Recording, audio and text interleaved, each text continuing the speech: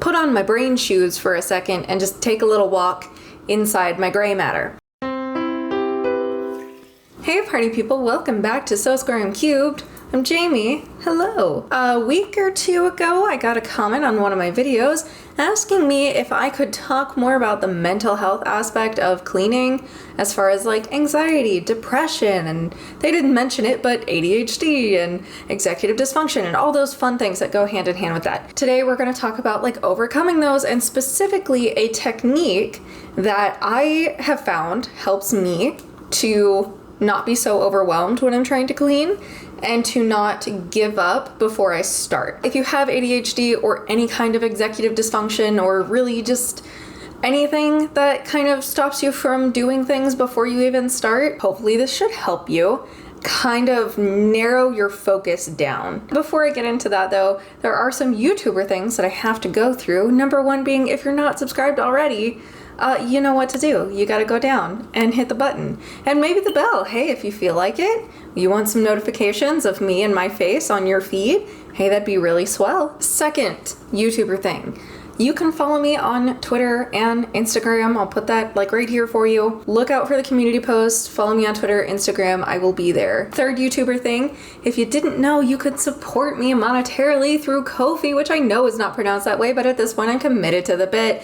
And I do have a Patreon. Feel free to check those out. Links in the description box below. And now, finally, the last YouTuber thing that I'm gonna ask you is to comment down below, what is your least favorite part of cleaning? What is the hardest part of cleaning for you? Because for me, personally, the hardest part of cleaning is keeping myself from being overwhelmed while also getting everything done that I need to. The root of that problem is setting a boundary between what needs to be done and what actually doesn't need to be done, especially in a big old open space apartment like this. If you look in that dark corner of my apartment, you will see that that's the kitchen.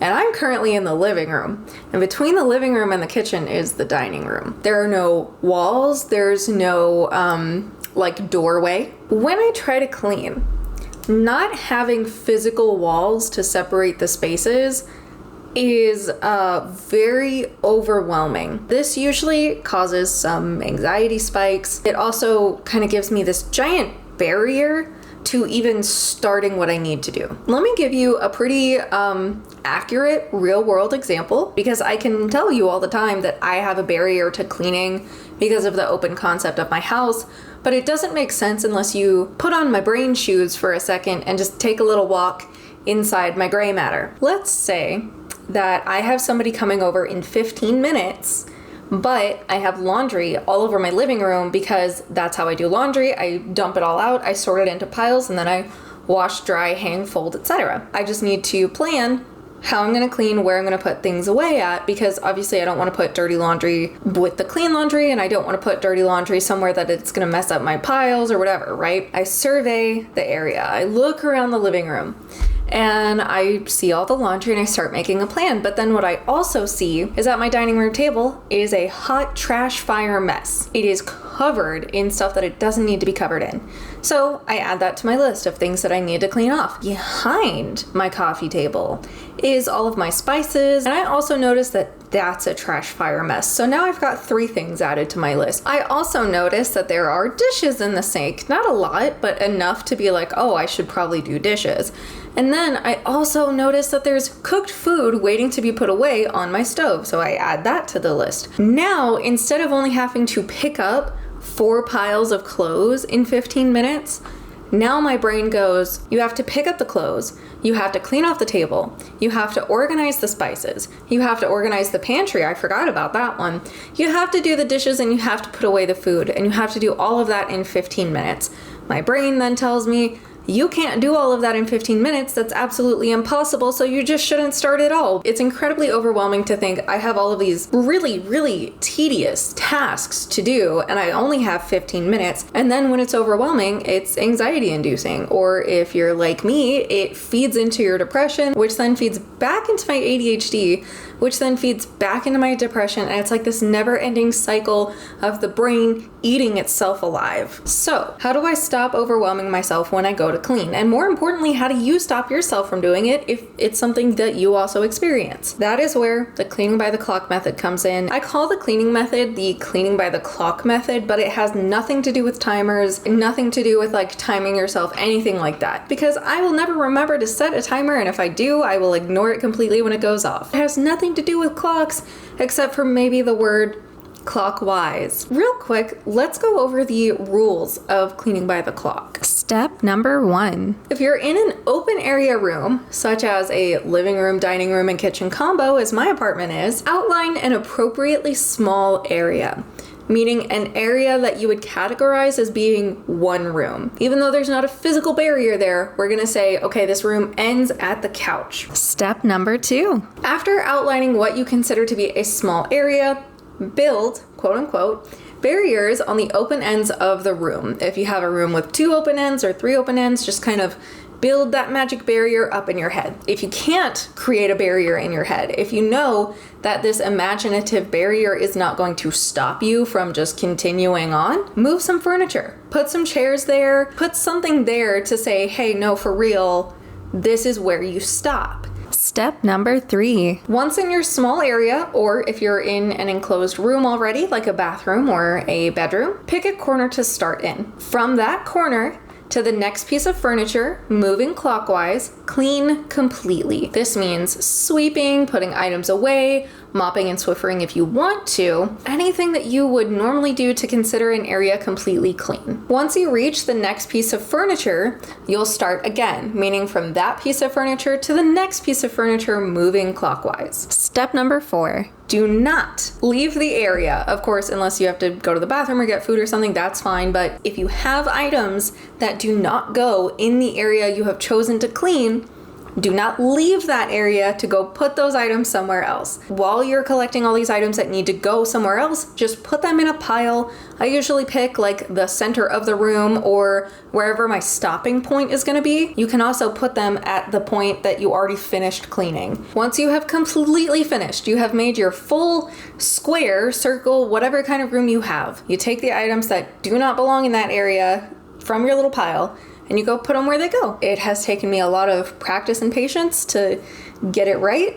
And I know it's confusing, so I will show you how I've done the cleaning by the clock, and I'll point out to you what I'm doing and when. Starting here, I'm in the corner of the living room of my apartment, and I am doing part of what constitutes as like the complete clean, includes sweeping. If you want to, you can save sweeping and mopping for the end, but completely clean everything else.